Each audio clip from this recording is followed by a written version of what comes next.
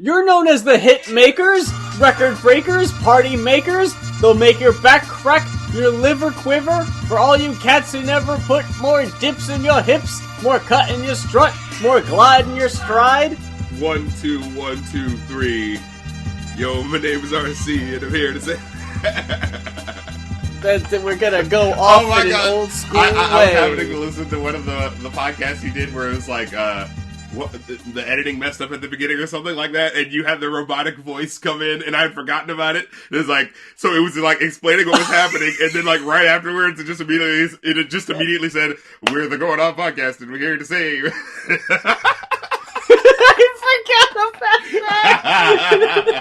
that. And is it like the joke that like there actually wasn't a rapper who actually said that? It's purely a phrase that came out of white people like trying to act like rappers, you know? Like the earliest time it was used was apparently in a Flintstones Fruity Pebbles commercial. Fruity Pebbles, here I come. I'll teach you to dance if you give me some. He really loves my pebbles. 5 fruity flavors, very fine. Orange, lemon, green, cherry, lime. It's Pebbles time. Break it down. Fruity Pebbles time. Barney, my pebbles. Time to wrap things up. Post Fruity Pebbles cereal out of this nutritious breakfast. Barney Rubble in a high top fade and the hammer pants. Yeah, that's definitely up there. And also, that is quite possibly the way that infiltrated white kids' rap lexicon, because those commercials, especially like Flintstones commercials back then, that shit really did get in your fucking head, and you remembered that shit. So yeah, who can tell the difference between the early 90s party rap, your 6ix9ine boys, your fucking... I was trying to think of who did fucking Whoop There It Is, and I can't think of it. Tag team. Who's the guys that did the it's like a slightly complicated name, like something father this and that. That is my baby mama. That is my baby mama. B-Rock in the Biz. Oh. Like, yeah, you weren't gonna guess that one. No, I wasn't. How much did you really watch, like, the Flintstones like that? Oh, no, I did not. How much did you really watch, like, a Mickey Mouse cartoon like that? You know? No. And yet they're embedded, like, in our psyches as, like, cultural touchstones, even though, like, how many of us really watched it, you know? And I think part of it is just because they had that good-ass marketing like that, you know? It's that, and it's also the shit your parents fucking watched when they were kids, and they tried to fucking get you into, and it just didn't work. Like, a lot of the Hanna-Barbera shit for me just didn't click. Your fucking Flintstones. The Jetsons, even less. That shit was so fucking whack to me. I think Scooby-Doo worked when I was really young. Just because, you know, it's a dog with a silly voice. Of course. And then I remember all the clones that were, like, just occupied spaces on you know, random dates and times during Cartoon Network's lineup that I would just be like, glaze the fuck over, because I'm not trying to see these fucking obvious clones, you know? The fucking, I'm a talking car, and, I'm a talking shark, where it's just like, they're just doing impressions of, like, you know, unique voices from the time, but putting it in a silly talking animal with mystery-solving teens, I think. You need a mystery-solving teen. You need a talking animal. They need to be in a band. Going back to Jabberjaw, or Josie and the Pussycats, or the Archies, or any of that shit. Uh-huh. It's so funny how, like, very obvious that formula was. You got me thinking of something I just recently looked up, that apparently all the members of the Mystery Inc., was that what they were called? They were all based off of characters on The Many Lives or Many Loves of Dobie Gillis. And Shaggy was based off Bob Denver, who went on to be Gilligan on Gilligan's Island. His character who, like, wore a beret and was like a beatnik. All 4 of them, their voices are based off of characters from that show. They're active references to things, but because as we grew up, we didn't know what the fuck those things were. Yeah, that shit doesn't land, dude. I'm sure back then it might have got, you know, someone might have gotten it or appreciated it. Yeah. That is a lost as fuck reference to us. Wow. I also remember learning that, like, the dude who came up with Scooby-Doo's name was just kind of like, he just heard like a jazz song where someone was going like Scooby-Doo Bop, and it's like, it really was that simple. He's just like, oh, Scooby-Doo, yeah, that's the name. Fucking more like, old wow. school shit. Skibbity bop bop, Scooby-Doo. But, like, that shit probably sounded, like, cool at the time, you know? Because, like, oh, I'm doing what the Beatniks are doing. I'm borrowing one of their, one of their little phrases, you know? Yeah. Like, if it came out today, his name would be fucking hip-hop or something. Fucking yeet. Yeah, you're... It's yeet dab, everyone. Just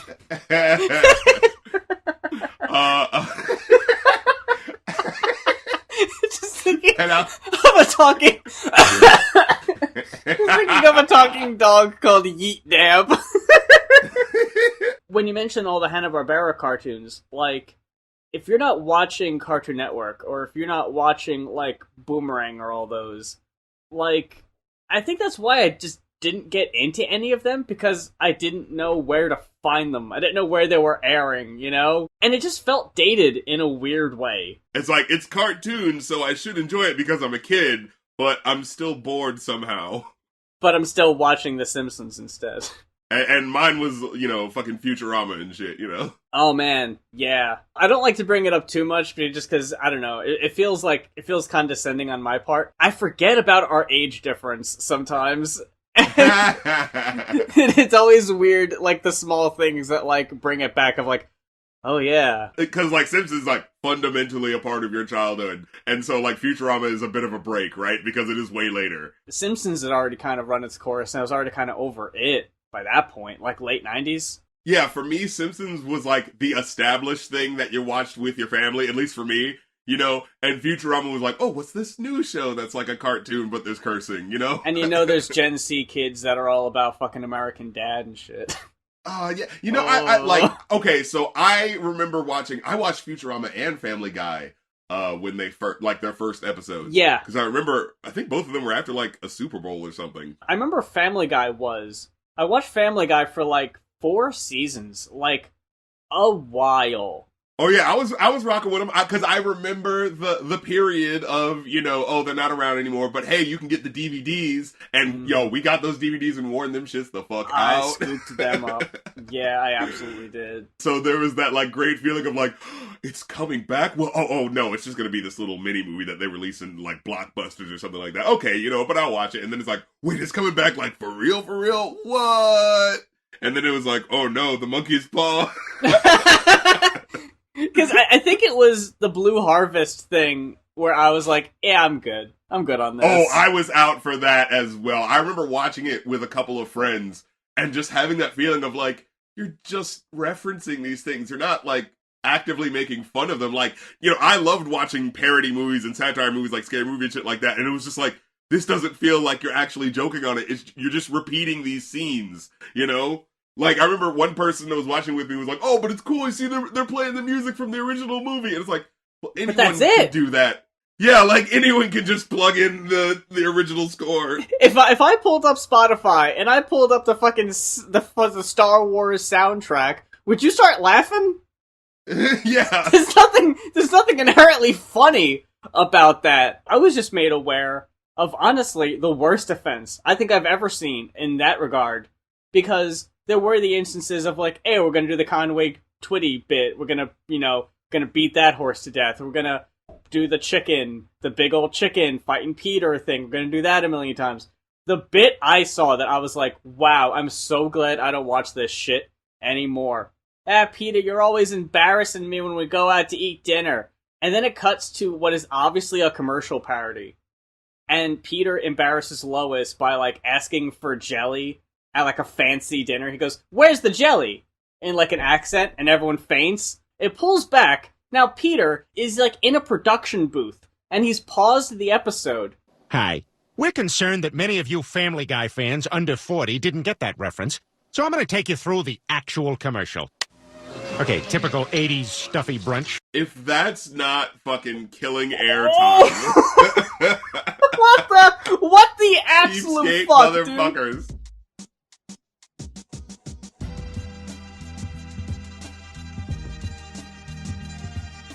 We've got 2 listener-requested album reviews on this week's show, and we're going to start off with Brother Ali's Shadow on the Sun, as requested by Mick Swag, Burger, XL, you know me, love them, fucking going off MVP, gold star status.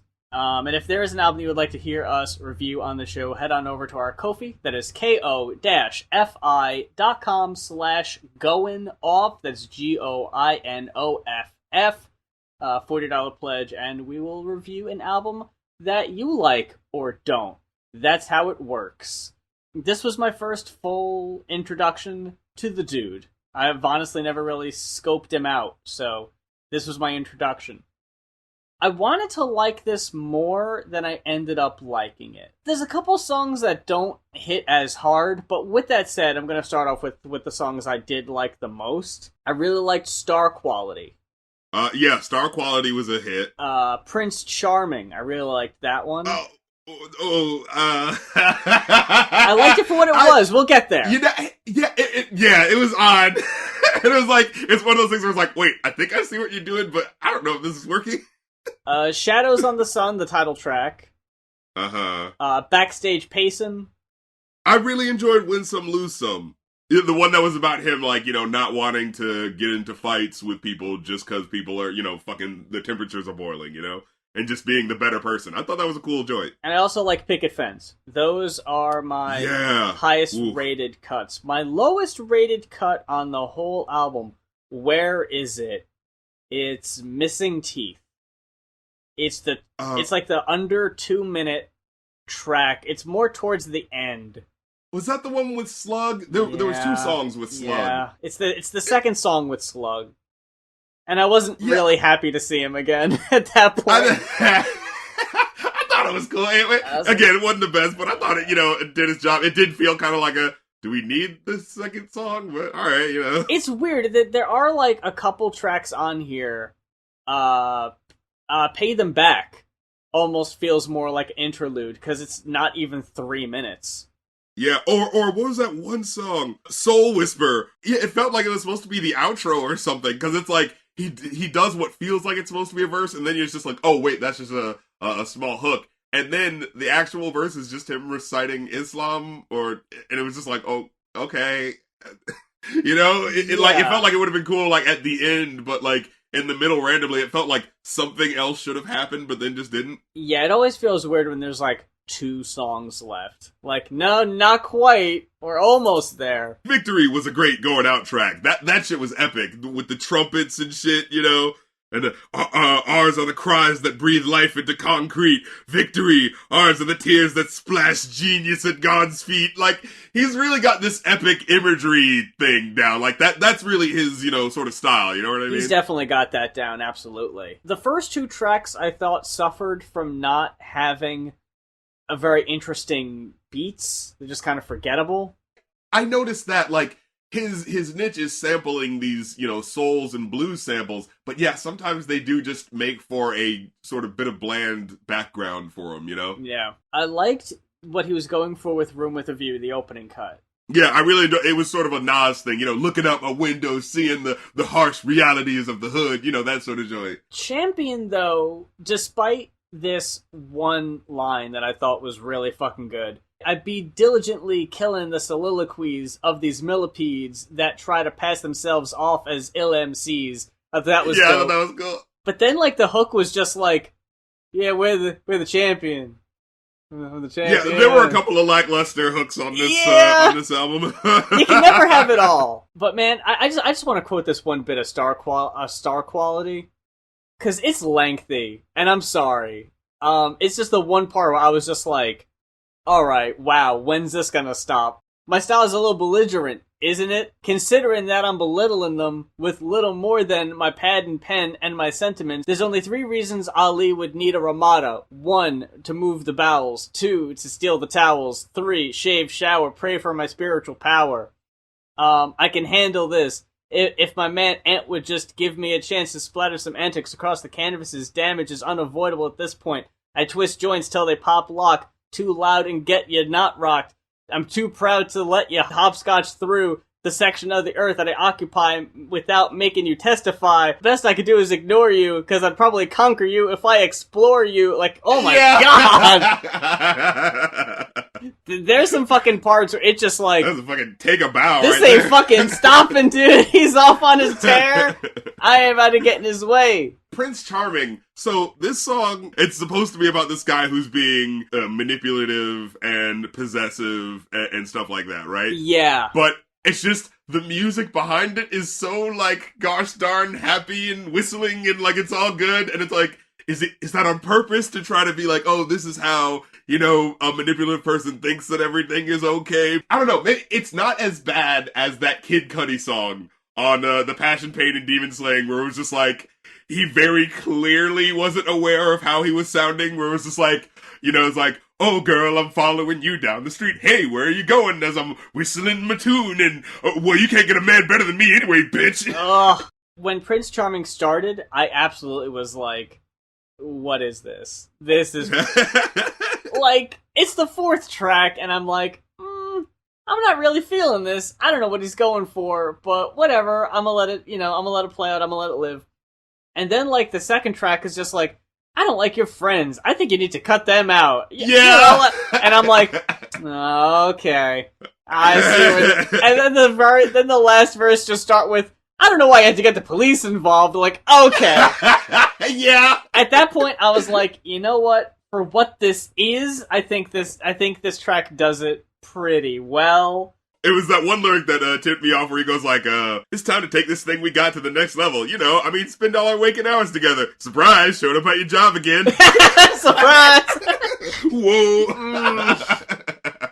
I like you fucking embarrassed me in front of my mom when the cops show up. It's like, oh my god. it's so fucking realistic, I think is what about it. Yeah, Like, maybe that's what it is. It's so hard in, the realism of it. Like, actually being that character. yeah, it's like not overly cartoony. Like, wow, yeah, this is something that could actually happen and does a lot, I'm sure. Win Some, Lose Some.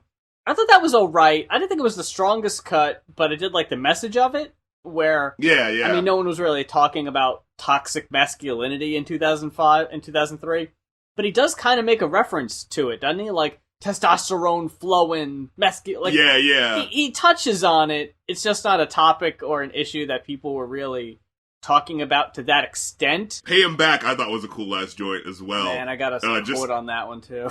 Burned your vermin asses, learn your nervous habits. I turned my current status, left serpent swerving backwards. I rock parties where half the crowd is rappers and analyze my direction as if their own opinion matters. I sputter patterns of poetic eloquence, muttering, bone sputtering, uttering sense. They flutter and twitch. The ironic part of it is, I ain't trying to scare these kids, just trying to connect them to the heritage. I was like, it bordered on okay boomer territory, but, fucking old head. But if he didn't do it with such fucking style, like, I gotta give it up. That's what it is. Yeah. It's like, it's the way it's done that really makes it. And it also, like, especially later on where he's talking about how, like, not just in terms of like, oh, the old stuff is better, but just like, they paved the way for us, so we should be showing them respect, He said, beneath the outer layer, the train is black. You just don't disrespect the people who laid the tracks. You love this human expression, and they gave you that. So the least y'all can do is try and pay him back. Like, I thought that was a really cool fucking sentiment, There was the blah, blah, blah track, which was... oh, shit, I just saw it already. Yeah, that one was okay. Fucking Slug, dude. He's the kiss of death.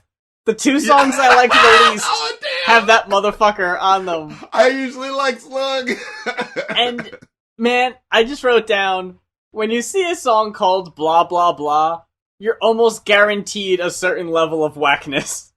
That's because it's like, it's always the overdoing the silliness of like, oh, all you rappers are doing is blah, blah, blah. Blah, blah, blah, blah, blah, blah. Yeah. Which just sounds like you giving up writing on your own song, Yeah. I did like at the end, though, where he goes like, who's your daddy? Fuck that. Jump back and act happy. Now sing my fucking chorus for I'll punch you in your face. Oh, yeah! Like, just the way it broke the rhyme. And it was just like, no, fucking do it. I don't know if this was a positive or a negative, but I wrote down that it had a very Little Brother vibe. Yeah, I get that. And your mileage may vary on your personal enjoyment of their type of style, but from North Carolina, so I'm always gonna rep them. Yeah. Mm-hmm. Shadows on the Sun. I thought it was solid. Not many memorable bars as far as a fucking title track goes, but I still thought it was pretty dope. One of the stronger cuts. Yeah, it didn't feel like a title track song. The last song felt like a fucking title track song. Yeah. But I did like the one lyric where he said, like, I glance into the sky and see the same cloud configuration that Nat Turner saw the day they hanged him. And I was like, oh. Like, that's some fucking intense shit to start a verse with. And then Forrest Whitaker. So I looked on Spotify. That's apparently the song that has the most views from him. And I was really confused. Because I don't remember ever hearing that song. And yeah, like, as I saw it, I was like, oh, Forrest Whitaker. Oh, maybe it was, like, really big because, you know, it really, like, mentions him or has something, you know, a lot to do with him. And you know how, like, I don't know, if you name a song after a celebrity, it becomes, like, really big or whatever. But it was just like, yeah, it didn't have that type of, like, viral vibe at all. Brother Ali is, you know, this albino MC who is such a, you know, just looking albino is you become an outcast just by nature of that. And so, like, to have this song that's like, you know, I don't care about my appearance, I'm gonna be who I am and love myself. Like, maybe that really connected with his personal audience, you know what I'm saying? Bitch Slap didn't really grab me that well. In the evening, I was really hoping for a Killers at Supper time. Yeah, I know, me too. And murder's on a bagel.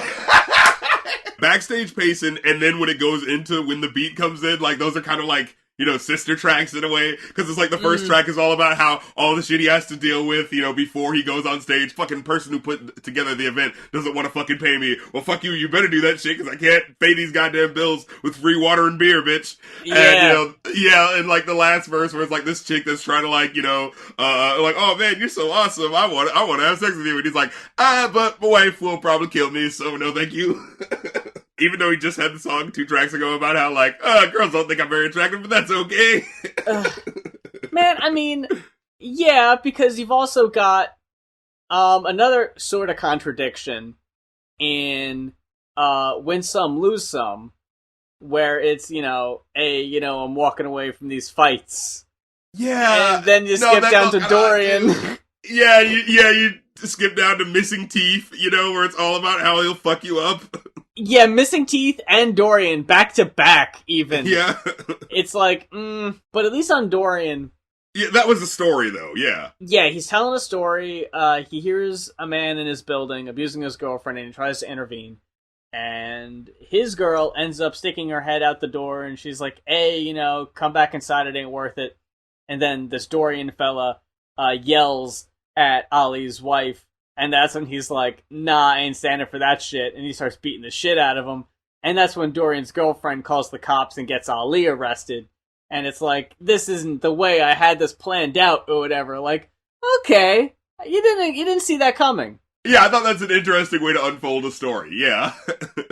Ultimately, what'd you end up getting as a rating? I gave it a 4.5. I got a 3.5. I'm interested to see what he does after this, as someone who's not really listened to his discography at all. Yeah, like, this isn't... Yeah, exactly. Like, I know him for the next album where, you know, maybe his identity is a little bit more established. That was another question I was going to ask you concerning the production on the album. Like you had mentioned, you know, he's got the old school, like, bluesy, kind of jazzy samples. I wasn't really listening to much rap in 2003, so I can't tell.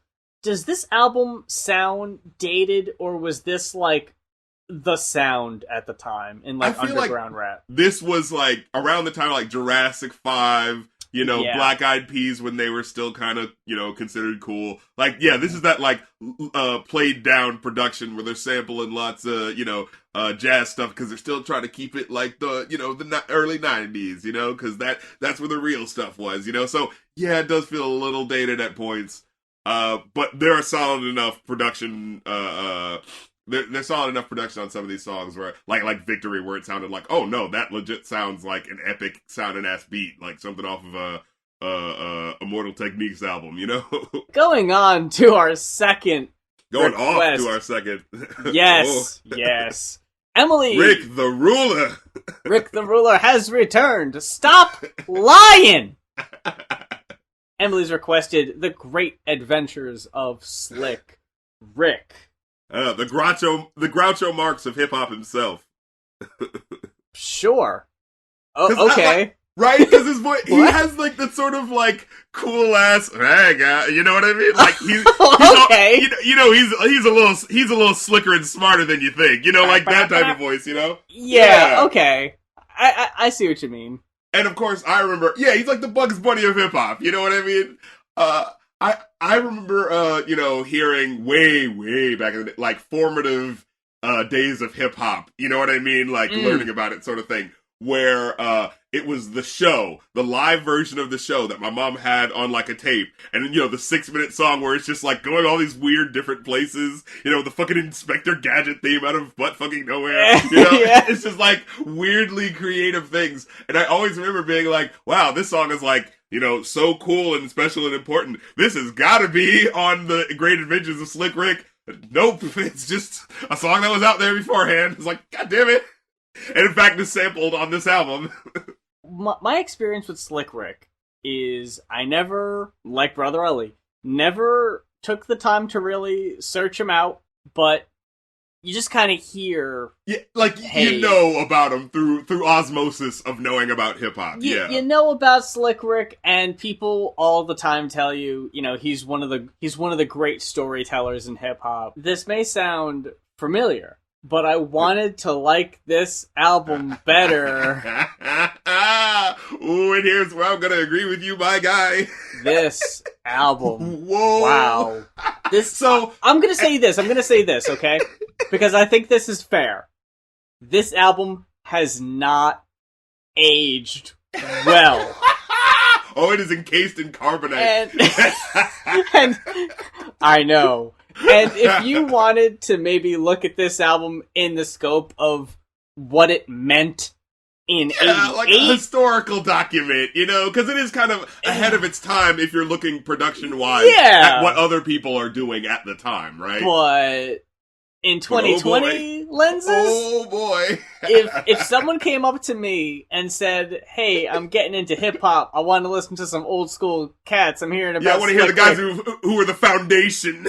I would not recommend this album to probably anyone. And I feel so bad, because it's like, again, he has that fixture in my head of being one of the greats. Purely by nature of like, oh yeah, he did the songs with Outkast, fucking The Art of Storytelling, and right. And I like some of the songs off of these albums. Some of the songs off of this album are absolute classics that like I've heard my entire life. That it's just like, oh yeah, of course, that song is one of the greatest of all time. But oh man, and I remember at one point randomly, like in the last couple of years, hearing Indian Girl, an adult story. Ooh. Oh man, I remember like having that moment of like the mystique of this artist like falling away and just hearing the track and being like, he's supposed to be one of the greatest of all time, and I don't like this.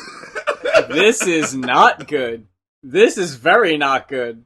But let's start with fucking track number 1. Treat Her Like a Prostitute. Oh man, straight out the gate. Like, fucking oh no! Slick Rick the Ruler coming through with the incel anthem. Woo! Yeah! Like, I was trying to like see, like, his point is that, hey, don't give your heart and money or whatever to someone who isn't really gonna be there for you. Like, you should vet them first. That's kind of what he's going for, right? On the surface, that sounds okay. Yeah. You put it better when it's right, just... Then he put it. Women only want your money, and they're just gonna use you for your money. Oh, no. And then, that's not the half till you start to ride her. Take off your rubber and there's one more inside her. It's not yours. Who can it be? I think it was a slick rapper. His name is MC Ricky. It's like, what is this? Like, you're trying to brag, but you're also trying to be like, oh, but don't trust these scandalous O's, but I'm having sex with them. But, like, but I'm still gonna do it. Yeah, what is this track, man? Yeah, how about this?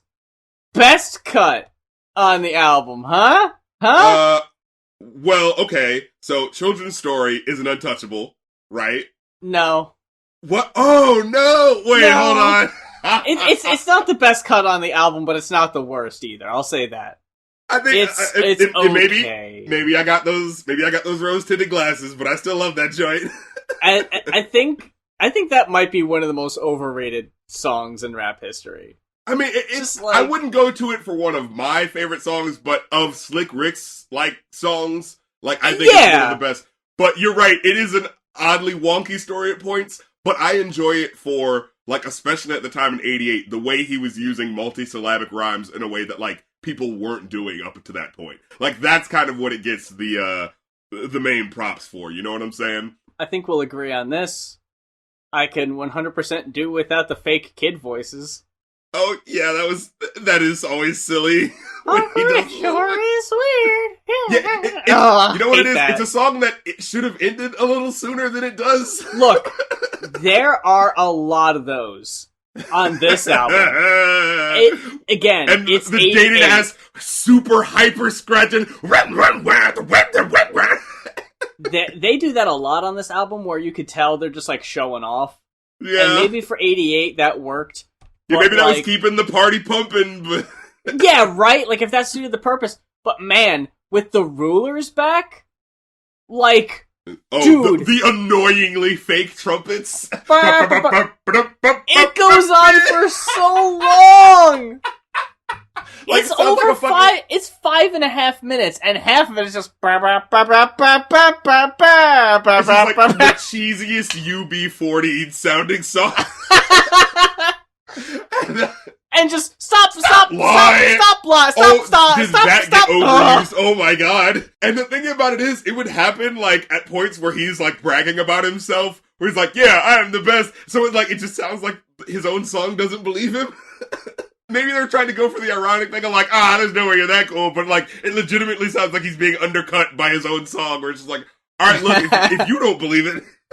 By the time I got to the end of the song, I was just like, this car horn trumpet needs to go.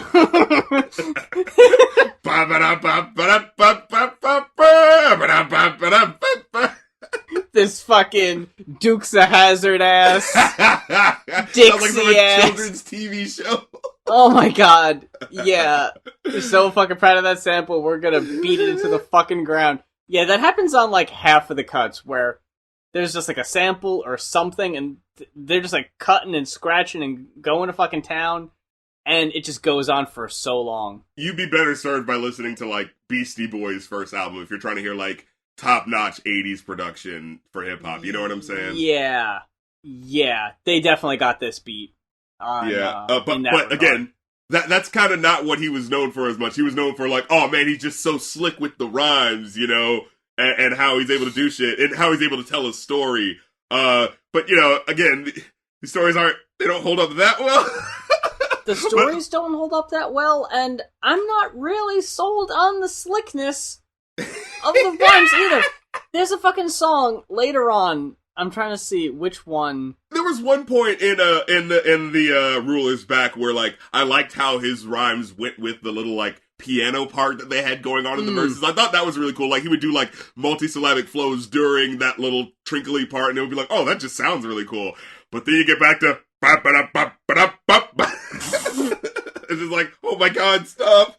I'm trying to remember which song it was, but he just goes, we did it. And we did it, and we did it, and we did it, and we did it. And at the end, she said she's glad that we done it. Like, oh my god, Slick, really? But see, but again, you have to think like, how were people rapping back then? You know, like. See, that's what I'm saying, dude. I refuse though. In 2020 glasses, this shit don't hold up. It doesn't age well. I ain't buying it. Stop lying. Stop lying. No. Honestly, though, hands down, Indian Girl is the worst cut on the album. I gave that fucker a 0. Oh, 0, absolutely. Not fucking with that at all. Oh, no. My god. I tried.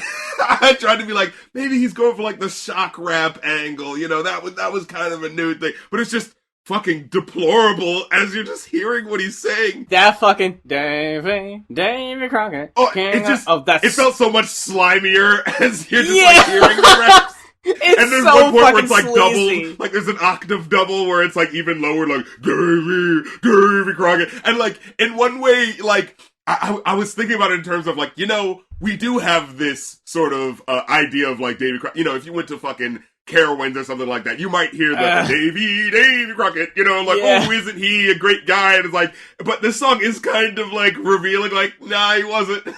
You know, like, so on like one level, I'm like, well, maybe it's like showing the harsh realities of it, but no, it's played so like silly that it's just like, this isn't goddamn working. And then the way it ends. Ooh.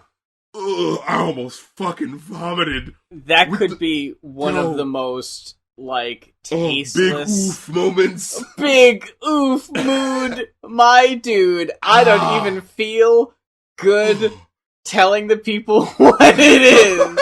So, I don't even want to reenact that shit.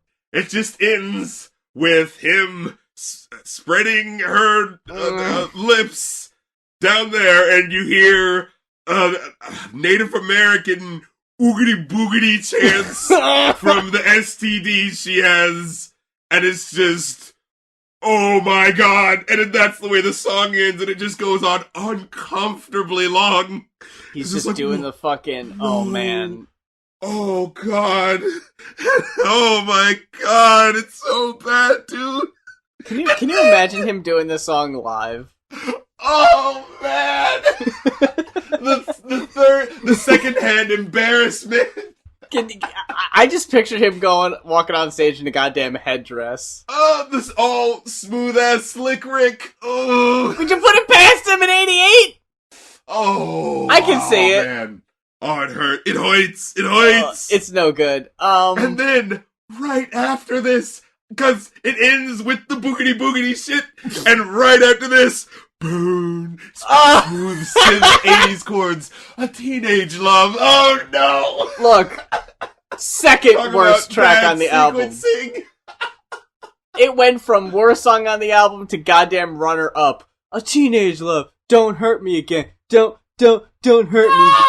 Fuck off. Here's the thing. I like this song. No. This is actually one of the ones that I like, because when you listen to it, he's actually going into like an intimate story, right? Like he's the intricacies of like, hey, this is how our relationship can go wrong if you're not like paying attention to the signs and da-da. Like, so like I appreciated it for like, hey, for '88, like people weren't telling stories this intricately back then. Yeah. You know what I'm saying? So like, I appreciate it for that. And you know, the little bass guitar solo that kind of happens at the end, like I thought that was cool, you know? Yeah. I wasn't feeling that one. Where I don't feel it is where I don't feel this album is where they try to do the same thing later with the fucking "Hey young world, the world is..."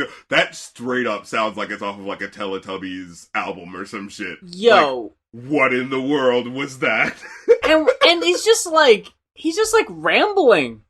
Yeah, he's not really saying much of anything. Shit. Yeah. Oh, what was that one line?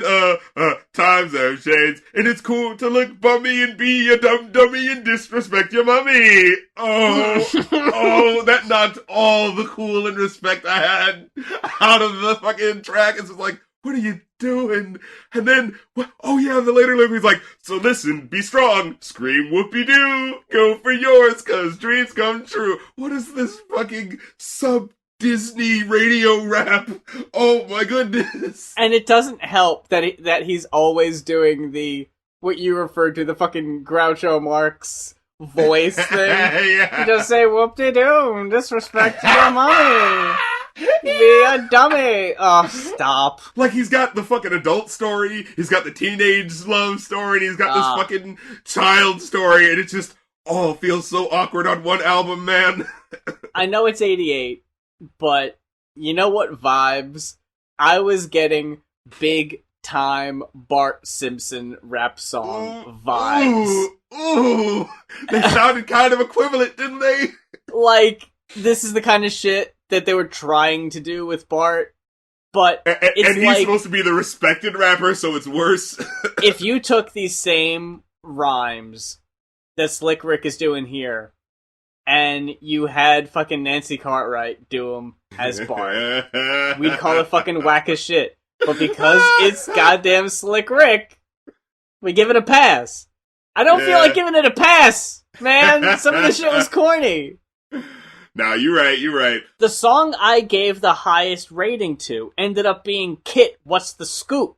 I was just about to bring that one up, the fucking Dick Tracy type of rap song, you know? I thought that was okay. Yeah, like, this is what you would, like, this is what his reputation is, right? Oh, here's a really cool, intricate story about, oh, someone stole my crown, and we gotta get it back because they're trying to, you know, do my show like me. And it's like, this is a cool fucking story, you know? Yeah, I dug this.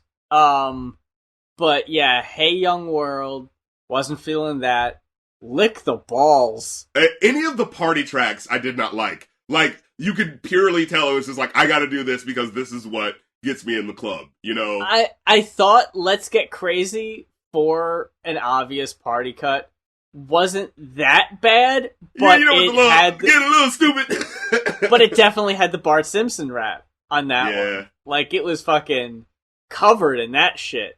As far as the story songs go, I actually thought, even though the end is abhorrent, I thought The Moment I Feared was actually a better story track than a children's story, even. No, I like children's story more. I think that's a better fluid story than Moment I Feared was, because it does feel kind of odd. Like, for him, I mean, I guess he's just playing a character for him to be like, no, the gold is fake. What are you talking about? It's like, what? That was the whole thing you prided yourself on. What are you talking about is fake? Oh, yeah. He says that shit because, like, he thinks people are gonna rob him. So he's like, no, it isn't real. And then, like, you know, it's like, oh, the girlie comes up and, you know, we did it and we did it and we did it and we did it. And, that was the one. The boy, her boyfriend comes up randomly at the end, and it's like, was this supposed to be an ambush? Did he not know that she was coming here? How did she know where he lives? How did he know where Slick Rick lives? Like, what? And it's just the most underwhelming underselling it. What you doing with my girl, homeboy? It looks like you just got finished fucking. Oh, y'all better not have just got finished fucking. Yeah, wow, okay. Like, okay, this was the moment I feared. This is the moment I've had. And, then the last verse, So, I got for a legendary album that I'm sure we're gonna get at least some bit of hate for, I got a 2.5. I got a 3.5. I got a 2.5. But, like, and that extra half comes from, like, he is being, like, one of the more lyrical guys at this moment in time. So it's like, I do gotta give it props for that, but oh my god. Yeah, the corny lyrics that just drape this album from head to foot just really stops it from being that, oh, is this worth going out and listening to the whole thing? No, maybe enjoy the classics and just don't think about those other songs. As mentioned before, both the albums we reviewed this week were requested by listeners, so if there is an album that you would like to hear us talk about, head on over to our Ko-fi, that is ko-fi.com/goinoff, and you can request an album to be reviewed on a future episode. Make sure you're following us on Twitter for all the updates on what's going on, upcoming projects, all that good shit.